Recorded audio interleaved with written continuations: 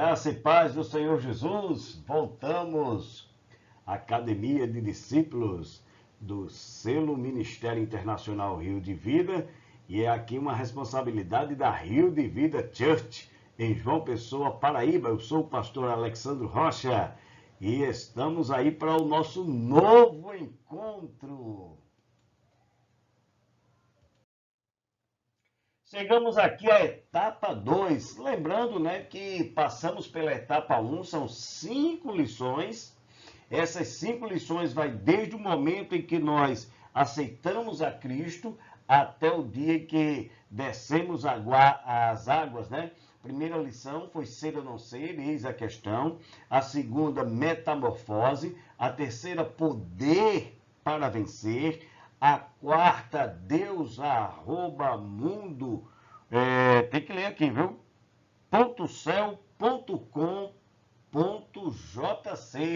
que mostra ali aquele momento de interação com Deus, onde nós conversamos com Deus, nosso momento a sós com Deus, E também aí a quinta lição, que foi a nossa identifique-se, que é o batismo nas águas. E agora nós começamos a etapa de número 2. E a lição 1 traz por título Poder para Testemunhar. Parte 1 desta lição. Nós temos os alvos para o nosso primeiro encontro dessa segunda etapa, que é entender a necessidade de testemunhar. Aprendermos a desenvolver um testemunho pessoal que possamos compartilhar com os outros. Quero trazer os créditos aqui, claro, nossa base principal é a Santa Bíblia Sagrada, mas também nós temos aqui o Discipulado de Integração e Agora o que Fazer, que foi publicado pela Chamada da Meia-Noite, ok? A qual nós agradecemos aí por esse maravilhoso trabalho. A etapa 2, lição 1, Poder para Testemunhar, eu vou explicar por que parte 1, tá certo? Mas para a gente começar o nosso encontro, eu quero dizer a vocês que estou particularmente muitíssimo entusiasmado por podermos continuar nos encontrando para falar acerca da nossa nova vida em Cristo Jesus. Sempre devemos estar prontos para compartilhar o nosso testemunho com outras pessoas. É isso que trata essa lição de número 1 da etapa 2, A gente vai fazer essa lição em 2 partes, exatamente porque vamos usar muitos textos bíblicos e que nos ajudarão no entendimento e criar uma base bíblica bem sólida para que a gente testemunhe daquilo que Deus fez em nossas vidas, Mas antes de começarmos essa lição, vamos orar e pedir a Deus para nos orientar no estudo desse assunto. Senhor nosso Deus, Pai eterno, santo, justo e de misericórdia, eu quero te agradecer, Senhor, por até aqui teres nos ajudado, Senhor. E te peço, ó Deus, que aquelas pessoas que irão ouvir esse trabalho, Senhor, as pessoas que irão acompanhar, meu Deus, que o seu entendimento seja aberto, que a tua palavra, Senhor, mova-lhes o coração, Senhor, e se torne como base para as suas vidas. Senhor, eu te peço que também me ensine, Senhor, que abra meu entendimento e que eu possa trazer não uma palavra que venha exatamente do meu coração, mas que venha do teu coração e que fale para todos nós. Deus eterno, nos ajuda, Senhor, em nome de Jesus Cristo, teu Filho, que vive e reina para todos sempre. Amém. Etapa de número 2. Lição 1. Poder para testemunhar, parte 1. A base bíblica para a nossa lição está registrada no livro de Atos, capítulo 1, verso de número 8. Mas receberão poder quando o Espírito Santo descer sobre vocês. E serão minhas testemunhas em Jerusalém, em toda a Judéia e Samaria, até os confins da terra. Quem disse isso foi Jesus, momentos antes de estar sendo assunto aos céus. Foi uma das últimas as palavras de Cristo, se não as últimas mesmo, enquanto esteve aqui depois de ressurreto. Ok? Então, isso aí nós vemos que é uma ordem direta dele. Nós vamos ver logo mais à frente, com um pouquinho mais de profundidade, sobre essa ordem de Jesus, para que a gente seja testemunha dele. A introdução da nossa lição começa com aquela perguntazinha básica. Você não está contente por ter ouvido falar como pode ser salvo? Eu não sei se você é daquele tipo que passou a vida inteira assim, antes de conhecer a Cristo, pessoas dizendo, aqui no Nordeste é muito comum, principalmente ali no interior, de onde eu sou oriundo, mamãe sempre dizia, comedor de feijão e farinha não pode ser salvo. E eles ouviam isso de religiosos, viu? De sacerdotes. É incrível, né? Mas e agora? Que mudança a palavra de Deus traz à nossa vida, né? Já começa por isso aí. Uma mudança até de entendimento e de atitude, né? Agora, se você está contente de entender que é salvo, de ter ouvido esta palavra de salvação, de ter recebido a salvação na sua vida, você está alegre? Se está, não seria legal você compartilhar a sua alegria com outros? Olha, o plano de Deus para você, para mim, é que nós contemos aos outros como eles também podem ser salvos. Tá certo? Às vezes a gente se acha assim muito pequeno, mas não faça isso. Não se intimide.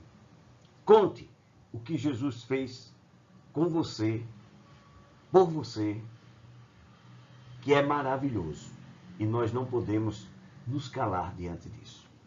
Nós temos 5 razões principais por que precisamos falar de Cristo aos outros. Vai e acompanha comigo aí, que a gente vai ver quais são essas 5 razões. E eu quero lembrar a você que nós vamos usar muitos textos bíblicos. Eu vou evitar até comentar tanto, para que a palavra, ela fale melhor ao seu coração.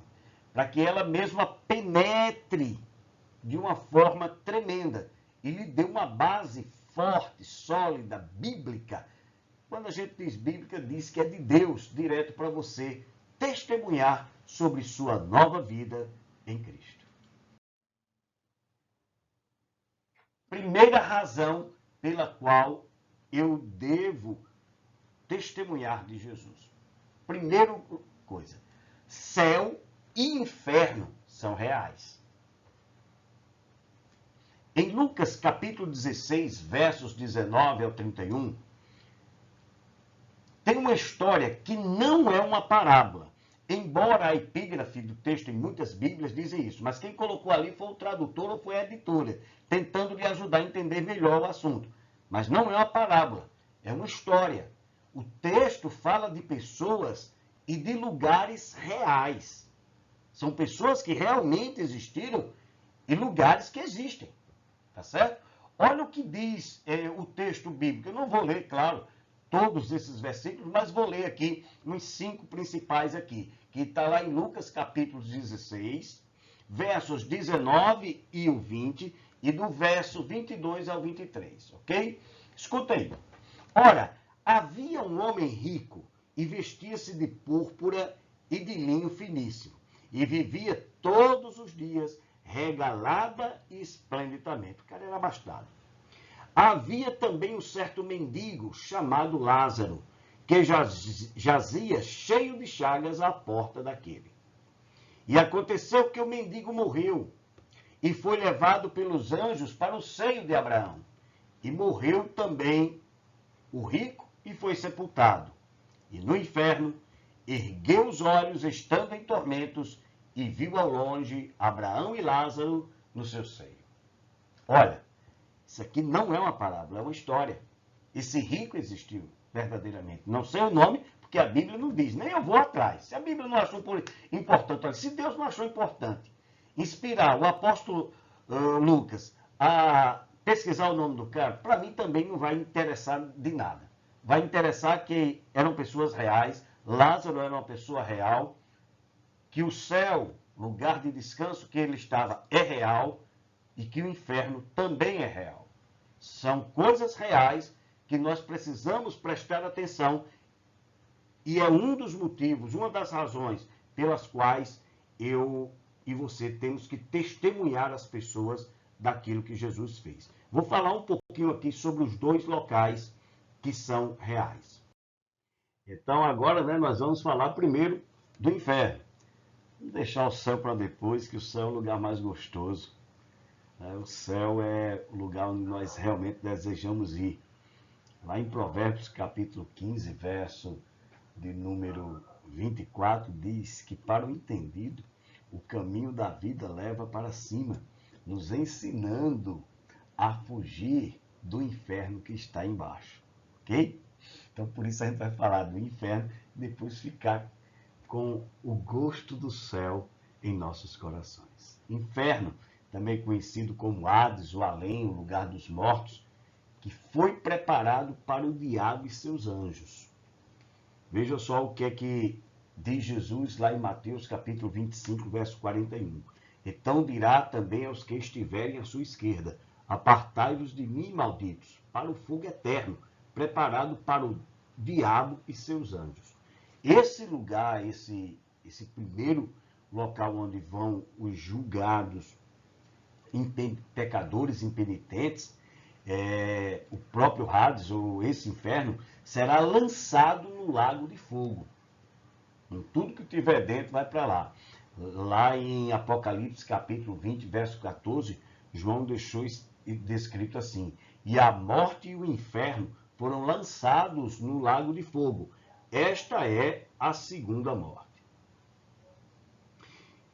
E uma coisa aqui interessante para a gente falar, né, que testemunhar de Cristo, uma das razões é a existência do inferno e do céu, é que depois da morte é tarde demais para o morto ser salvo. Em Hebreus capítulo 9, verso 27, diz assim: e como aos homens está ordenado morrer uma vez, vindo depois disso o juízo. Então nós temos que, o verso 28 diz que nós devemos entregar as nossas vidas à fé em Cristo Jesus. Então é isso que eu esqueci até de colocar aqui, mas é muito bom você depois até verificar o verso de 28 de Hebreus 9, que você vai ver que completa bem esse pensamento. Então, olha, a decisão de testemunhar para o perdido deve ser tomada agora, antes dele morrer. Não adianta, depois que fechou os olhos, não há entendimento para aquela pessoa, para aquele corpo ali, não há sabedoria, não adianta acender vela, não adianta fazer... Meu Deus, eu não queria ofender ninguém. Não é a nossa intenção ofender alguém, mas é dizer a verdade aqui. Então não adianta fazer culto, missa, porque não adianta mais, já foi julgado. Então, se você ama alguém e quer que aquela pessoa tenha a mesma condição de salvo que você tem que testemunhar agora, antes que aquela pessoa morra, antes que ela parta dessa vida. Porque é de suma importância que eu e você falemos às pessoas que nós amamos, sejam familiares, conhecidos, amigos e até pessoas desconhecidas. A gente tem que falar de Cristo, mesmo que a gente não tenha nenhum contato, não tenha nenhum sentimento, mas é bom que a gente fale sempre com respeito, nunca com arrogância. Principalmente sabendo que quando entrar no inferno, ninguém tira. Acabou. É sofrimento eterno. Então, se você quer livrar alguém do inferno, testemunhe agora, rapidinho. Porque o céu é real. E é melhor, incomparavelmente, estar no céu do que no inferno. Lembra lá como foi que o rico viu Lázaro? Sendo consolado, em repouso. Já o rico estava em tormentos. É realidade. Aí, como é que a Bíblia nos trata, nos fala sobre o céu? Ela diz que como eterna morada para os remidos. É um lugar que foi preparado por Jesus Cristo. Lá em João capítulo 14, verso de número 2, Jesus diz: olha, na casa de meu pai há muitas moradas. Se não fosse assim, eu vos teria dito: vou preparar-vos lugar. O verso 3 desse mesmo capítulo é maravilhoso. E virei outra vez, e vos levarei para mim mesmo, para que aonde eu estiver, estejais vós também comigo. É uma coisa maravilhosa. O céu foi preparado para Jesus, para mim, para você que é remido. O céu é um lugar de felicidade. Paulo falou que é uma coisa tão maravilhosa, lá em 1 Coríntios, capítulo 2, verso 9, que ele se expressou assim, olha, mas, como está escrito, as coisas que o olho não viu, e o ouvido não ouviu, e não subiram, ou o coração do homem não desejou, são as que Deus preparou para os que o amam. Olha só a diferença. É felicidade maravilhosa. É felicidade eterna. O céu, gente, não é lugar de defunto. Lugar de defunto da carne é cemitério.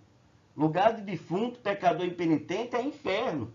Lugar de remido do Senhor é céu. E céu é lugar de vida. Paulo falando ao jovem pastor Timóteo, na sua segunda carta, capítulo 2, verso 11, ele diz, palavra fiel é esta, que se morremos com ele, também com ele viveremos. E onde é que Jesus está? Não é no céu? Então viveremos com ele no céu. Lá é lugar de vida, para mim e para você. O céu, queridos, é também um repouso. É um lugar onde se está livre de toda inquietação. Olha o que deixou escrito o escritor de Hebreus, lá no capítulo 4, versos 10 e 11. Porque aquele que entrou no seu repouso, ele próprio repousou de suas obras, como Deus das suas. Procuremos, pois, entrar naquele repouso, para que ninguém caia no mesmo exemplo de desobediência. Nós não somos desobedientes. Então, olha, se você quer descansar das labutas, se você vê que esse mundo aqui não é aqui, é Miqueias 2:10 que diz, não será aqui o vosso descanso. Não é aqui o nosso descanso. Nosso descanso é no céu, é um lugar de repouso. Então, olha, céu e inferno são reais. Devemos ir para o céu, fugindo do inferno que está embaixo. Então, essa é uma das razões pelas quais eu e você testemunhamos aos outros para Cristo, sobre a nossa nova vida em Cristo, sobre a nossa condição de salvo, para que eles também sejam salvos, para que eles também fujam do inferno e recebam o céu como herança e vida eterna. A segunda razão pela qual eu devo testemunhar da minha nova vida em Cristo é que é uma ordem do próprio Jesus. A gente já viu ali, né, no texto base da nossa lição, Atos capítulo 1, verso 8, né, e ser-me-eis testemunhas, foi o que disse Jesus. Mas em Mateus capítulo 28, versos 19 e 20, ele diz assim, portanto, ide, fazei discípulos de todas as nações, batizando-os em nome do Pai, do Filho e do Espírito Santo, ensinando-os a guardar todas as coisas que eu vos tenho mandado. E eis que estou convosco todos os dias, até a consumação dos séculos. Eu quero te chamar a atenção aqui para o verbo ir, né, a palavra ide, que no texto original tem o sentido de indo, ou seja, de uma ação contínua. O exemplo dessa frase aqui é maravilhoso. Enquanto vão, aonde quer que forem, falem de Jesus e façam discípulos. Então, é constante. Esse testemunho é constante, é indo. Você fala ao acordar, você fala ao deitar, você fala com seus filhos em casa, você fala com o seu cônjuge em casa, você fala nas reuniões que você participa, você fala no cafezinho com os amigos, você fala aonde você estiver, você fala. Mas aí eu vou ser inoportuno. É melhor ser inoportuno para tentar levar alguém para o céu do que ser politicamente correto e educado e deixar aquela pessoa que você ama sem conhecer a Cristo e ir para o inferno. E às vezes acontece uma coisa feia, né? Às vezes a gente fala para Jesus, ganha aquela pessoa de Cristo e depois nós descobrimos que o cônjuge, o parente dele era cristão e nunca teve coragem de falar. Ainda tem a vergonha que se passa também. Mas o importante é isso. É que, claro, às vezes a gente tem que, sim, falar de uma forma que não ofenda. E pode ter certeza, você pedindo sabedoria a Deus, pode ser o momento que for, a tempo, fora de tempo, você vai conseguir testemunhar de Jesus sem ofender ninguém. Possa ser até que a pessoa não creia, mas você fará e a pessoa ouvirá, nem que seja educadamente, ouvirá. Se não for muito longo, nem muito extenso, não fala, pode ter certeza que é sempre uma palavra bem-vinda, certo? Vamos aqui para os textos auxiliares aqui, Marcos 16:15, Jesus disse-lhes, ide por todo o mundo, pregai o evangelho a toda criatura. Ó, ide por todo o mundo. Olha, não dá para a gente parar, não dá para a gente se calar. Romanos capítulo 10, versos 13 e 17, veja como é importante o que Paulo deixou escrito aqui nessa carta. Romanos 10, 13 a 17. É importante, por isso aqui, ó, porque todo aquele que invocar o nome do Senhor será salvo. Como, pois, invocarão aquele em que não creram? E como crerão naquele de quem não ouviram? E como ouvirão se não há quem pregue? E como pregarão se não forem enviados? Como está escrito, conformosos os pés dos que anunciam o evangelho de paz, dos que trazem alegres novas de boas coisas. Mas nem todos têm obedecido ao evangelho, pois Isaías diz, Senhor, quem creu na nossa pregação? De sorte que a fé é pelo ouvir, e o ouvir pela palavra de Deus. A incumbência foi dada aqui, nós fomos enviados. E as pessoas, para ouvirem, alguém tem que falar.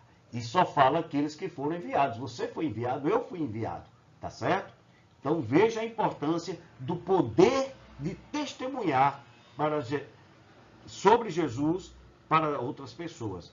Essa é a segunda razão que eu tenho, que você tem para testemunhar. Porque é uma ordem de Cristo. E você viu a importância dessa ordem. A terceira razão para testemunhar de Cristo para as outras pessoas é que eu sou o representante, embaixador de Deus. Você é representante. Você é embaixador de Deus. Preste atenção nesse texto. 2 Coríntios, capítulo 5, verso 20. De sorte que somos embaixadores da parte de Cristo, como se Deus por nós rogasse. Rogamo-vos, pois, da parte de Cristo, que vos reconcilieis com Deus. Olha só, nós somos embaixadores. É como se Deus falasse através de nós, e termina sendo.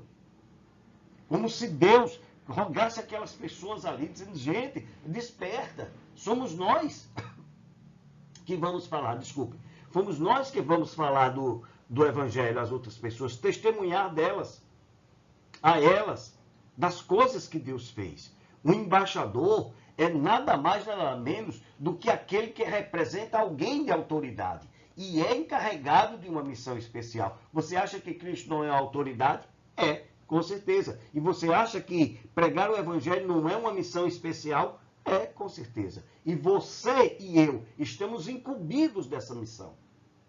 Compare esses textos bíblicos aqui. Efésios, capítulo 2, verso 19. Assim versa o apóstolo São Paulo. Assim que já não sois estrangeiros, nem forasteiros, mas concidadãos dos santos e da família de Deus. Olha só, como nós somos já íntimos de Deus. Nós não somos moradores dessa terra. Nós somos aqui peregrinos, forasteiros. Nós somos daqueles que que viemos aqui para não ficar. A gente vai retornar. E nós vamos retornar para a casa de nosso Pai, porque nós somos família de Deus. Em 1 Pedro, capítulo 2, verso 9, olha que condição maravilhosa da gente testemunhar. Mas vós sois a geração eleita, o sacerdócio real, a nação santa, o povo adquirido, para que anuncieis as virtudes daquele que vos chamou das trevas para a sua maravilhosa luz. Que bom testemunhar dessa maravilha aqui. A gente não está com maldição. É horrível, muitas das vezes você vai para uma igreja ou alguém vai testemunhar para você, só conta a mazela para você, mas não é isso que a gente foi chamado para testemunhar ou para anunciar. Nós fomos anunciar as virtudes de Jesus, que nos chamou das trevas e nos transportou para o seu reino de luz. Virtudes, bênçãos, vida, abundância, paz, segurança que nós temos em Cristo Jesus. E olha, terceira razão aí, ó. Você é esse representante.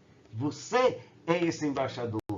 Testemunhe das coisas boas que Deus fez na sua vida. Faz na sua vida. E fará ainda na sua vida. Deixa eu trazer uma ilustração aqui para você. Que às vezes você pode se sentir um pouco intimidado ou intimidada de falar de Jesus para alguém, né? Olha, presta atenção nessa historiazinha aqui, ó. Um rapaz estava em uma praia com milhares de estrelas do mar na areia e jogando uma a uma de volta ao mar. Outro rapaz que estava olhando comentou: deixa disso. Isso não vai fazer diferença nenhuma. Não dá para jogar todas essas estrelas de volta ao mar. O rapaz que estava na praia pegou uma estrela do mar e jogou-a de volta e disse, olhando bem fundo nos olhos do outro: para essa estrela fez toda a diferença. E realmente, ele não poderia levar todas de volta, e algumas ele jogava e voltaria. Mas para aquela que voltou ao mar e pegou lá, para ela fez a diferença. Imagina se não vai fazer diferença para uma pessoa. Não precisa você ter uma grande plateia. Jesus desviou toda a sua rota para falar com uma mulher. E uma mulher samaritana, prostituta. E ele foi ali falar com ela. Aquilo que Jesus fez para ela ali, fez toda a diferença. E por que não fará diferença também o seu testemunho para uma pessoa que seja? Se você testemunhar para milhares e milhares, se uma ela entendeu, pode ter certeza que sua missão foi completa com sucesso. Olha, nós fazemos parte de um povo que não pode calar, que não pode deixar de fazer a sua parte. Faça a sua parte. Testemunhe de Jesus. Quarta razão. O tempo é curto. Preste atenção nesse texto da carta do apóstolo Tiago, no capítulo 14, do capítulo 4, verso 14. Digo-vos que não sabeis o que acontecerá amanhã. Porque que é a vossa vida? É um vapor que aparece por pouco e depois, por um pouco e depois se desvanece. No texto original, Tiago usou a palavra vapor, fumaça, que passam mais rápido que uma neblina. Neblina pode durar dias, né? Noites, semanas. Mas vapor, fumaça. Pega o exemplo aí do café quente, quando a gente está passando um café, que a água vai batendo no pó e vai subindo aquele vaporzinho, quando você coloca na xícara, que sobe aqui, um instante vai, abre uma tampa de uma panela de arroz que está fervendo, ou de uma outra panela lá, que você vai ver aquele vapor subindo, aquela fumacinha, ela no instante vai embora. É a nossa vida. É a vida da outra pessoa também. Nós não sabemos quanto tempo vai durar a vida de cada um. Então, se você tem oportunidade para testemunhar de Cristo, que seja hoje, que seja agora. O tempo é curto. E é mesmo, muito curto mesmo. A quinta razão que eu devo testemunhar de Cristo aos outros tem recompensa. Paulo, falando aos Filipenses, capítulo 3, verso 14, ele diz: prossigo para o alvo, pelo prêmio da soberana vocação de Deus em Cristo Jesus. Opa! É premiado. É galardoado.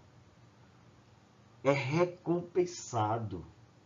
Em 1 Coríntios, capítulo 9, versos 23 a 25, o apóstolo Paulo, ele se expressa assim, ó. E eu faço isto por causa do evangelho, para ser também participante dele. Não sabeis vós que os que correm nos estádios, todos na verdade correm, mas um só leva o prêmio? Correi de tal maneira que o alcanceis. E todo aquele que luta, de tudo se abstém. Eles o fazem para alcançar uma coroa corruptível. Nós, porém, uma incorruptível. Evangelho significa boas novas. Você sempre tem uma boa nova. Uma notícia boa para contar para alguém. Uma notícia que trará alegria, vida, paz. A mensagem é maravilhosa. Então você vai ser premiado por isso. Fazer parte do Evangelho é dizer que você estará nos anais de Deus, nome escrito no livro da vida, no memorial que há diante dele, para aqueles que o temem. Você e eu estaremos sendo reconhecidos por termos levado esta mensagem. Essa recompensa, esse prêmio, esse galardão, é o que nós receberemos de Deus no céu, quando fazemos as coisas com a motivação certa. Agora aí é onde está. Às vezes a gente se engana tanto com esse prêmio, que muitos estão fazendo do Evangelho um meio para enriquecerem aqui. Não é essa a motivação correta. Outros para serem reconhecidos nessa terra, outros até para galgarem cargos políticos, outros para terem uma vida aqui estupenda, esplêndida, regalada de coisas materiais.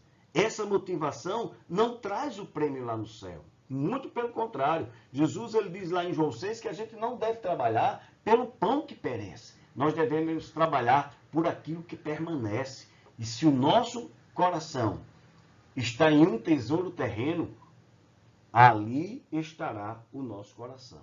Mas se nós tivermos o nosso coração no tesouro dos céus, ali estará o nosso coração. E ali não há ferrugem que coma aquele tesouro, não há ladrão que rouba aquele tesouro. Em Apocalipse capítulo 11, verso 18, João registrou assim: E iraram-se as nações, e veio a tua ira e o tempo dos mortos, para que sejam julgados, e o tempo de dares o galardão aos profetas, teus servos, e aos santos, e aos que temem o teu nome, a pequenos e a grandes, e há tempo de destruíres os que destroem a terra. Então veja só, quem for ímpio, pecador e penitente, vai ser julgado para o mal, vai receber, como diz aqui no Nordeste, pau na muleira. Vai ser uma coisa assim que é de estarrecer. Mas olha, Deus não se deixa escarnecer. Gálatas 6 e 7. Algumas versões dizem, de Deus não se zomba. E quando a gente é pecador impenitente, nós zombamos de Deus. E o que vem aí é o peso. E Deus destruirá aqueles que destroem a terra. E não estou falando aí só de questão ambiental não, viu? Muito pelo contrário, talvez seja menor aí. Estamos falando aqui de pessoas que matam pessoas, de pessoas que não têm um bom testemunho, de pessoas que não se reconhecem como pecadores, pessoas que não entregam suas vidas a Cristo. Esses sim serão julgados e Deus os destruirá. Mas aqueles que são profetas do Senhor, servos do Senhor, santos, que amam e temem o nome do Senhor, serão galardoados, premiados. É por essa uma das boas razões de nós testemunharmos de Cristo. Nós não podemos verdadeiramente estar calados. Amém? E não importa, olha só o que diz aqui, pequenos e grandes. Se você é pequeno de Deus, não se preocupe não. Você também terá o seu galardão no céu. Testemunhe com a motivação correta, que é tirar as pessoas das trevas e levá-las para a luz. Duas maneiras de como posso falar aos outros de Cristo. 5 razões porque devo falar de Cristo aos outros. E tem 2 maneiras como eu posso falar. A primeira é contando as mudanças que Cristo fez em minha vida, na sua vida. E aí nós precisamos ter mudanças efetivas em nossa vida para testemunhar àqueles que ainda não foram alcançados pela salvação de Deus. Eu tenho várias, por exemplo, várias coisas que eu posso contar que Deus mudou na minha vida. Uma das principais, que ontem fez 30 anos que aceitei a Cristo, foi 30 anos que Jesus me libertou do alcoolismo.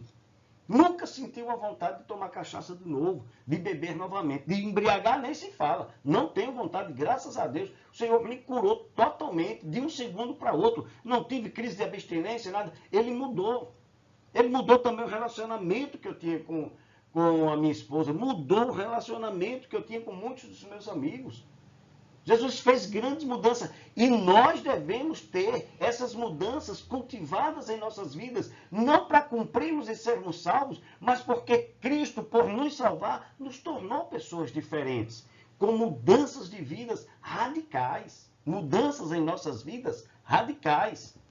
Você lembra da folha de testemunho? Se você não tem, crie uma.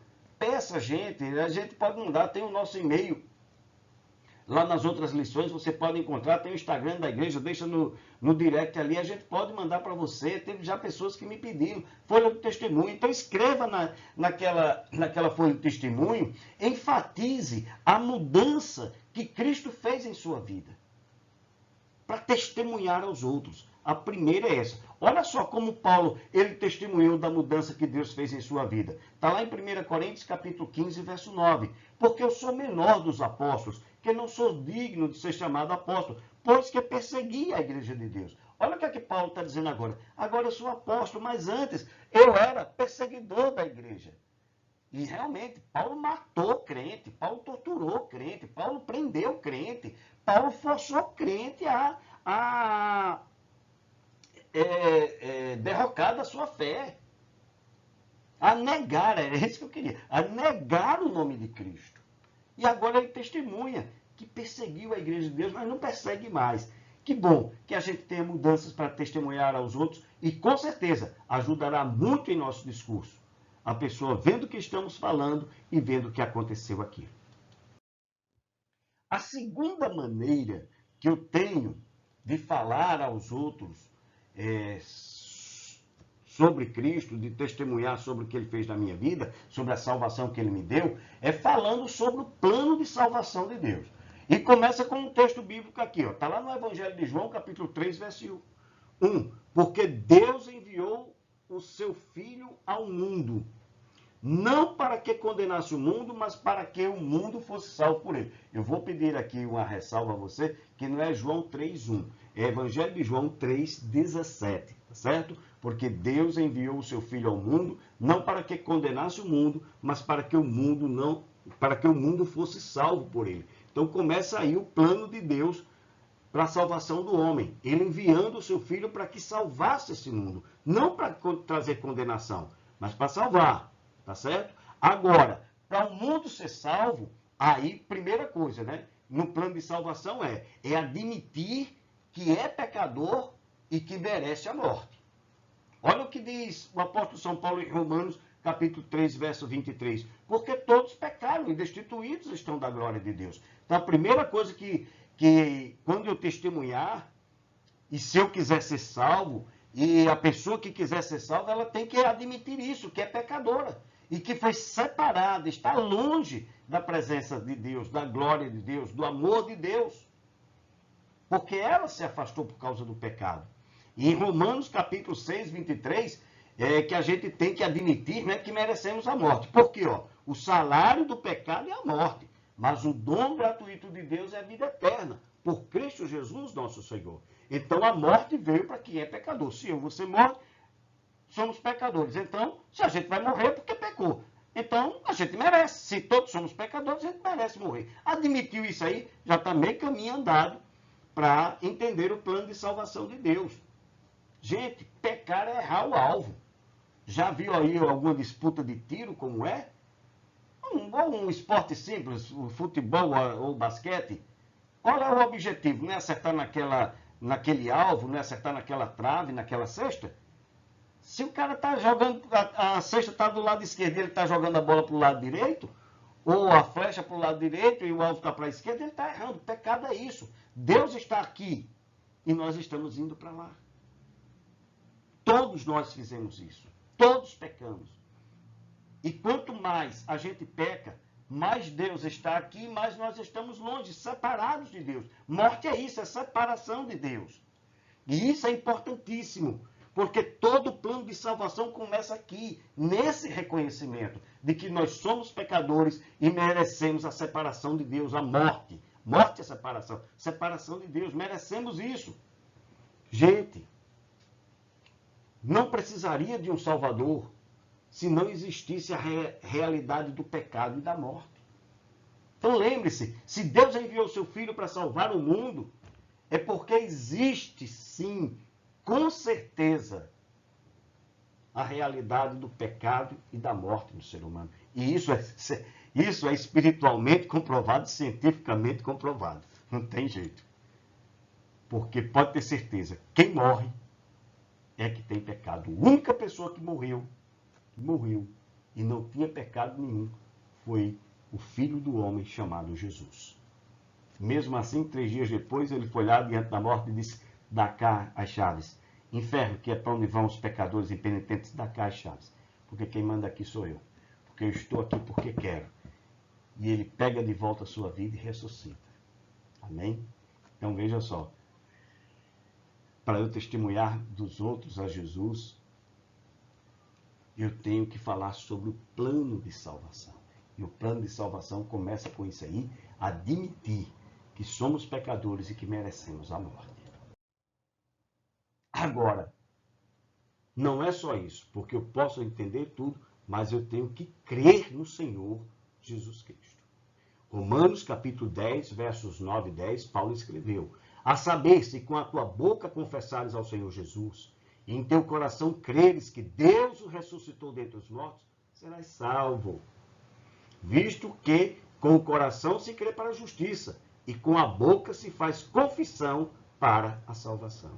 Primeiro, crer que Jesus morreu e ressuscitou por mim, por você. Testemunha isso. Segundo, confiar completamente, integralmente em Jesus. Não tem jeito. Porque ele é a nossa única esperança de salvação. Não existe outro meio. Não existe obras, não existe nada. Lembra que foi que Paulo escreveu lá em Efésios, capítulo 2, versos 8 e 9? Que sois salvos pela graça. E isso não vem de vós, é dom de Deus. Não é por aquilo que somos ou por aquilo que fazemos. É pela graça de Deus.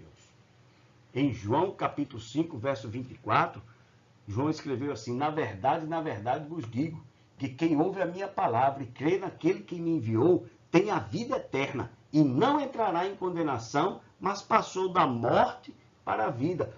Tudo vem de Jesus, tudo vem de Deus. Quando eu falo de Jesus, pode ter certeza, o Pai está incluído, o Espírito Santo está incluído. Tudo vem dele. E nós não merecíamos. Admitir que somos pecadores e que merecemos a morte, legal. Mas também temos que admitir que só crendo no Senhor Jesus Cristo, e que é por sua graça que nós somos salvos, e que nós não merecíamos isso. Amém? Creia nele. Testemunha disso aí para outras pessoas. Testemunhe para você mesmo também. E aqui, o plano de salvação também ensinar que como é que se alcança essa graça? É clamando ao Senhor. Romanos 10, 13, Paulo diz, porque todo aquele que invocar o nome do Senhor será salvo. Olha, gente, se invocar, não adianta a pessoa dizer, porque Deus já escolheu lá, quem vem para a salvação aqui é salvo. Não, aqui está claro. Não é só aqui, tem vários textos. Vários. Todo aquele que invocar o nome do Senhor será salvo. Então tem que ir a Cristo, tem que invocar o nome do Senhor, admitir que é pecador, admitir que merece o pecado, a morte, que é o pagamento pelo pecado, admitir que é pela fé em Cristo Jesus e que nós não merecíamos esse favor, que é a salvação. Aí beleza, aí você clama ao Senhor. Aí você ora a ele dizendo, Jesus, eu creio em ti, eu creio que tu morreste por mim. E agora, Senhor, me salve. Testemunhe disso às pessoas, que elas devem clamar por Jesus assim. Olha só o que Lucas deixou, acho não, é Pedro. Lucas deixou escrito o que Pedro falou ali no discurso, em Atos capítulo 2, verso 21. E acontecerá que todo aquele que invocar o nome do Senhor será salvo. Todo. É por isso que nós devemos testemunhar que as pessoas devem clamar ao Senhor. Porque é através desse clamor que Deus vai trazer a salvação a ele.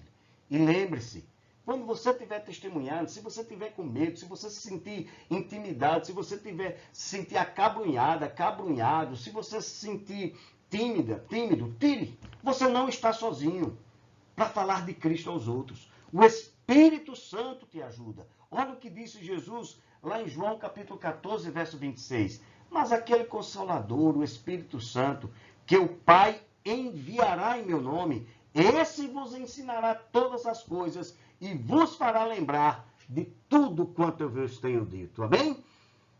Poder para testemunhar em Jesus. Estamos finalizando a parte 1. Tem mais, continua. E lembre-se, você não está sozinho até o final desta lição na próxima parte. Amém? Que Deus abençoe a você, que Deus abençoe a sua vida. Eu queria saber se você fez a sua folha de testemunho, hora silenciosa. Pega aquela folhinha, escreva ali. Eu respondi a minha. A minha aqui está bem respondidazinha, bem bonitinha aqui. Está aqui na minha mão, respondidazinha aqui. A identificação que eu tive com minha vida em Cristo, né, que foi da lição passada, essa minha, né, que o que eu devo fazer antes de ser batizado é abandonar o pecado. Né? Peguei aquela folha ali do momento a sós com Deus ali e fui vendo o que é que eu poderia aproveitar dos versículos bíblicos. Faça isso também na sua hora silenciosa, seu momento a sós com Deus, converse com Ele, deixe Ele conversar com você através da leitura da palavra de Deus. Nós ensinamos como fazer isso na lição passada. Vamos orar? Senhor nosso Deus, Pai Santo, justo e de misericórdia, muito obrigado, Senhor, até aqui por este momento. Que a Tua palavra, Senhor, encontre lugar em cada coração, Senhor. Que o Espírito Santo nos faça entender melhor o plano de salvação, Senhor, e que entendamos, Senhor, que Tu sempre estás conosco e Tu nos darás palavras, Senhor, para testemunharmos de tão maravilhosa salvação. Deus eterno, abençoa-nos todos em nome de Jesus. Amém. Até a próxima.